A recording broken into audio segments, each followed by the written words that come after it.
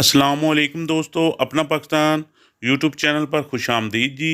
अज दोस्तों वास्ते जी Ford 4610 4x4 model 1993 total genuine साफ सुथरा ट्रैक्टर बहुत शानदार कंडीशन का जी टोबा टेक सिंह अवेलेबल है जी।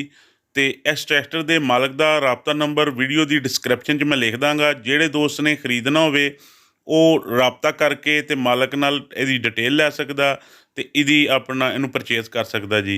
ਤੇ ਬਾਕੀ ਜਿਤਨੀ ਡਿਟੇਲ ਇਸ ਟਰੈਕਟਰ ਦੀ ਮੇਰੇ ਕੋਲ ਹੈ ਉਹ ਤੁਹਾਡੇ ਨਾਲ ਮੈਂ ਸ਼ੇਅਰ ਕਰ ਦਿੰਦਾ। ਉਹਦੇ ਮੁਤਾਬਕ ਤੁਸੀਂ ਟਰੈਕਟਰ ਦੇ ਮਾਲਕ ਨਾਲ ਰਾਬਤਾ ਕਰਕੇ ਤੇ ਟਰੈਕਟਰ ਨੂੰ ਪਰਚੇਜ਼ ਕਰ ਸਕਦੇ ਹੋ। ਤੇ ਮਾਲਕ ਦਾ ਨੰਬਰ ਜਿਹੜਾ ਉਹ ਵੀਡੀਓ ਡਿਸਕ੍ਰਿਪਸ਼ਨ 'ਚ ਮੈਂ ਲਿਖ ਦਾਂਗਾ, ਉੱਥੋਂ ਵੇਖ ਕੇ ਤੇ ਤੁਸੀਂ ਮਾਲਕ ਨਾਲ ਰਾਬਤਾ ਕਰ ਲਓ।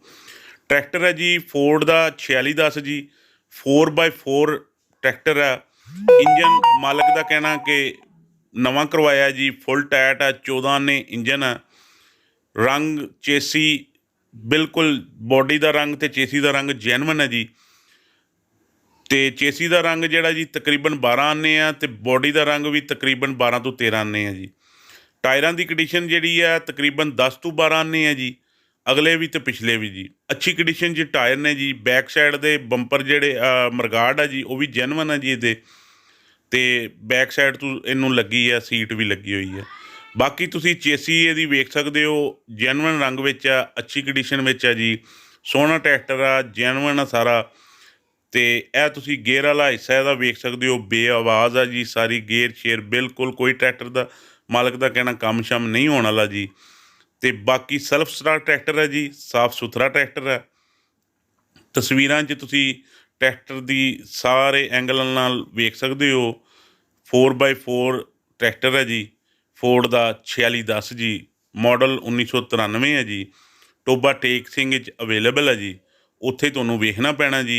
तो मालक का राबता नंबर भी वीडियो डिस्क्रिप्शन 'ਚ मिल जाएगा जी। तो इंजन इहदा नवां होया जे। बैक साइड तो तुसी वेख सकते हो ट्रैक्टर बिल्कुल साफ सुथरा जी।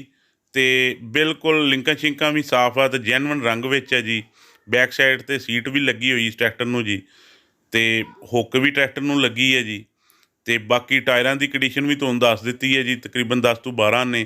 बाकी डिमांड की जिहड़ी गल कर लईए वो तुसी मालक नाल राबता कर लो जी। 17 लाख रुपया मालक वैसे तो डिमांड कह रहा। बाकी तुसी राबता करके तो मौके पर जिस तरह भी कमी पेशी हो सकती है। तो अगर किसी दोस्त नूं समझ आवे जी तो डिमांड मालक कर रहा जी, वो उसकी मर्जी है जी।